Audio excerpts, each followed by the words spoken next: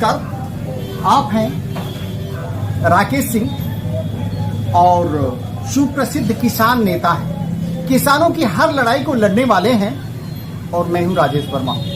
आज मैं किसान नेता से बात करने जा रहा हूं, श्री राकेश सिंह से बात करने जा रहा हूं कि किसानों की समस्याएं क्या हैं और सरकार से क्या मांग रखते हैं, किसानों की समस्याओं के बारे में ये क्या कहना चाहते हैं और सरकार से क्या मांग रखते हैं। जी बताएं। अभी इस समय देखिए धान की खेती हो रही है और सरकार ठीक 1 नवंबर से धान की खरीद शुरू करेगी। पूर्वांचल में करती है, पश्चिम उत्तर अक्टूबर से होता है। और मऊ जनपद में कृषि विभाग ने एक ऐसी गलत फर्जी रिपोर्ट दिया है कि क्या 1 हेक्टेयर यानी 44 मंडा में, पूर्वांचल में मंडा जानते हैं, कागज में हेक्टेयर है, 1 हेक्टेयर में 31.43 किलो मतलब 31 कुंटल 43 किलो धान खरीदा जाएगा।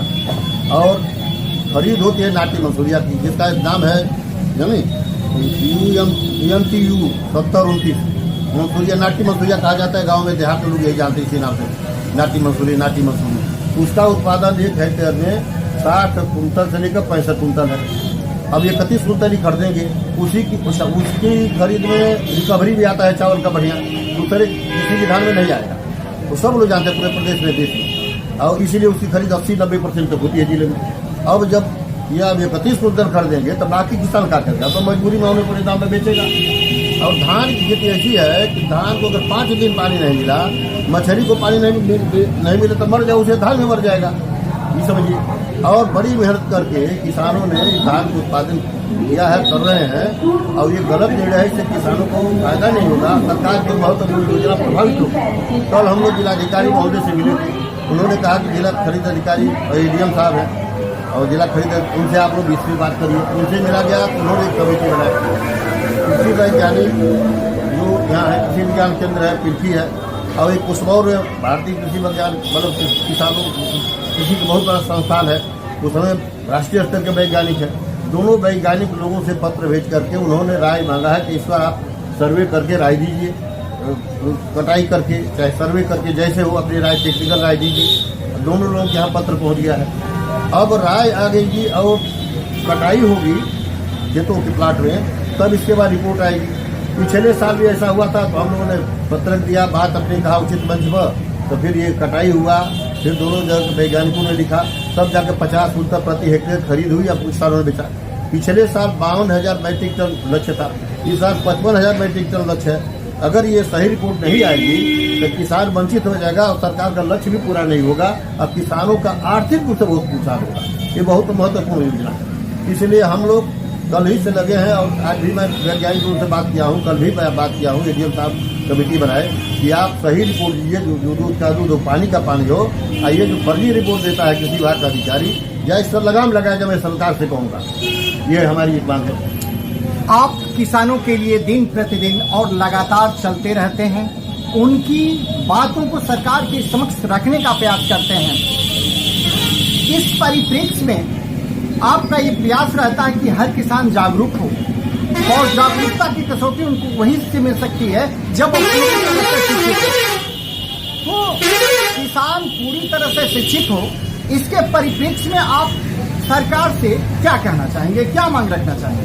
अभी माननीय प्रदेश के लोकप्रिय मुख्यमंत्री जी संत हैं और बहुत ही ऊर्जावान हैं।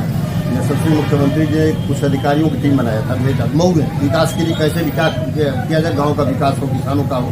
उसमें एक पूर्व IAS, एक IPS, एक चीफ इंजीनियर, एक प्रोफेसर यूनिवर्सिटी के आए।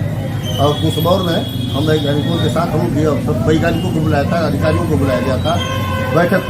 हमने उस दिन में कहा कि जिले में सैकड़ों महाविद्यालय हैं, कुछ ग्रेजुएट हैं, ग्रेजुएशन के हैं और चलते हैं, लेकिन जिले में एक भी कृषि महाविद्यालय पोस्ट ग्रेजुएट या ग्रेजुएशन का नहीं है। और यह कृषि सबसे महत्वपूर्ण चीज़ है। 80% लोग कृषि के निर्भर हैं और तमाम रोजगार कृषि में है। ये समझिए रोजगार है, ये धान बेचना, गेहूँ बेचना, ये समझिए फल सब्जी है, तमाम ये रोजगार कृषि में जितना कहीं रोजगार नहीं है।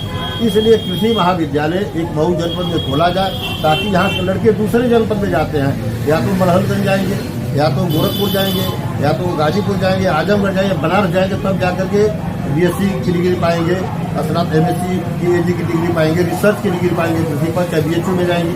इसलिए कृषि महाविद्यालय जब खुलेगा उसमें मतलब पौधों के विषय में पढ़ाई होगी, मतलब कि पशुओं के विषय में पढ़ाई होगी, रोग के विषय में पढ़ाई होगी और एक अच्छी जानकारी होगी। अच्छे पशु डॉक्टर भी बनेंगे, अच्छे वैज्ञानिक भी बनेंगे, अच्छे अधिकारी भी बनेंगे और किसान भी जागरूक हो जाएगा कि कैसे उत्तम खेती किया जाए कि हमारा विकास हो और ज्ञान मिले कैसे क्या किया जाए, गाँव में रोजगार किसी में पैदा किया जाए, अच्छी सब्जी, अच्छा फल, अच्छा अनाज पैदा किया जाए गुणवत्तायुक्त और उत्पादन भी बढ़ाया जाए कि हमारी आर्थिक स्थिति ठीक हो। इसलिए कृषि महाविद्यालय ग्रेजुएशन का, पोस्ट ग्रेजुएशन का बहुत जल्द में खुलना चाहिए। यह मुख्यमंत्री जी से, प्रदेश सरकार से मांग करते हैं। भारत एक कृषि प्रधान देश है। 80% जनसंख्या भारत के देहातों में, गांव में वास करती है और कृषि पर आधारित अपने जीविकोपार्जन के साधन से अपने जीविकोपार्जन को करती है। महानुभाव की मांग है कि यदि किसान शिक्षित होगा तो हमारा कृषि कार्य वैज्ञानिक तरीके से करेगा, अनाजों का उत्पादन अधिक होगा और किसानों की आय, जैसा कि सरकार की मंशा है कि किसानों की आय दोगुनी हो जाए, तो यदि किसान शिक्षित होगा और वैज्ञानिक विधि से अपनी खेती बाड़ी को करेगा तो निकट भविष्य में संभव है कि किसानों की आय दुगनी हो जाए। यदि किसान नेता यदि अपने प्रस्ताव को रखते हैं और सरकार उनकी बात को मानती है और दोनों किसानों और सरकार दोनों मिलकर तालमेल के साथ काम करते हैं तो किसानों की आर्थिक स्थिति को सुधारा जा सकता है। और जब किसान शिक्षित होगा, वैज्ञानिक विधि से खेती करेगा तो किसानों की आय जरूर दुगनी होगी, दिन दूनी रात चौगुनी बढ़ेगी।